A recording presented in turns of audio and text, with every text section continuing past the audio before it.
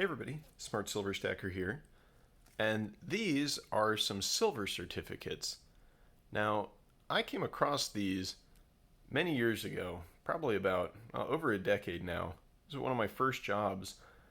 I was working as a cashier in a vitamin store, and this little old lady comes in and she buys her little bottle of vitamins and she pulls out an old envelope full of these and pulls some out to pay for her purchase.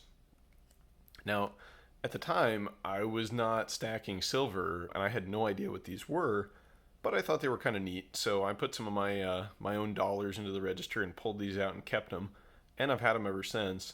And I just stumbled across them the other day.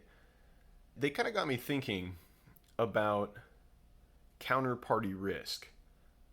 Now, counterparty risk is a term that many stackers and silver investors are familiar with, but for those of you who have not heard the term before, I will read the definition from Investopedia for you.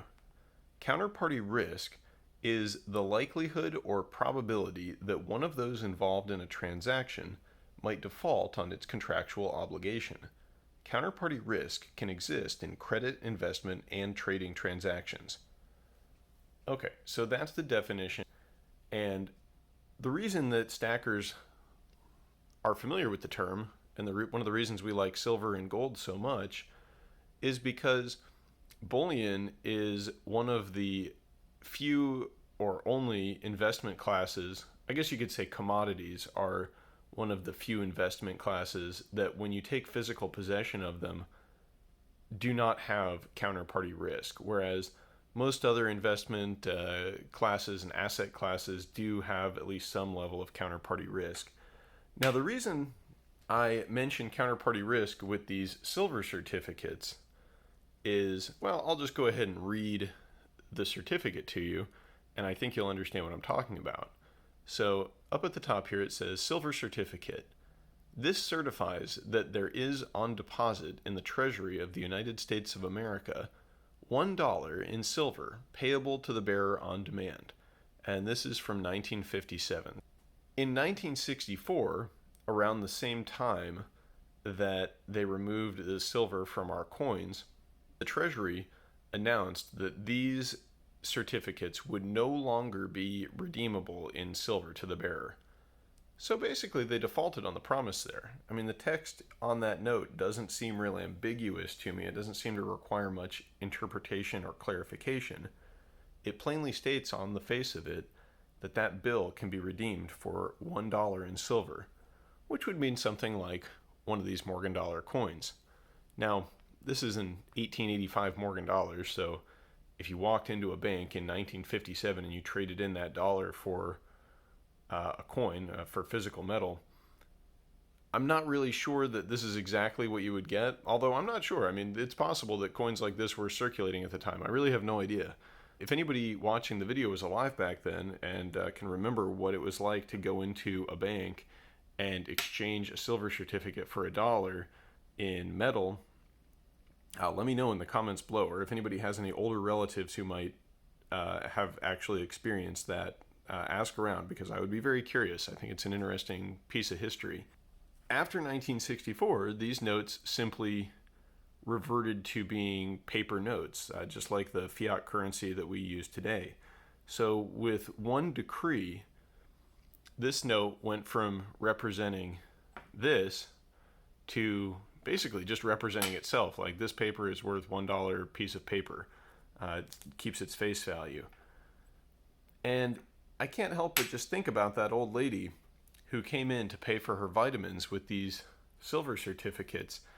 If back whenever it was that she or some family member stashed away these silver certificates, if instead of the paper version, if they had stashed away these, by the time she came to make a purchase with them, how much more purchasing power she actually would have had.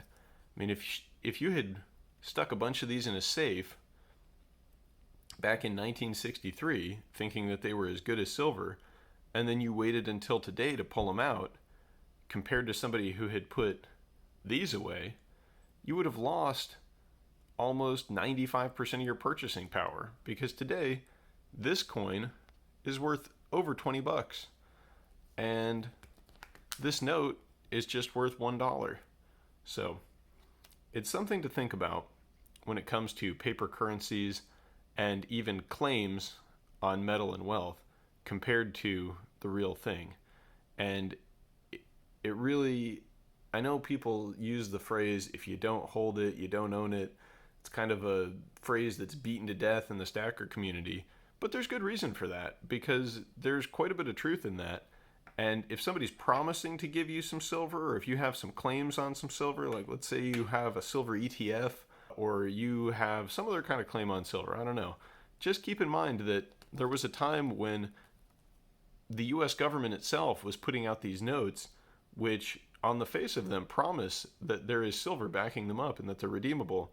And then with one decree, with one stroke of a pen, that all changed for anybody holding these.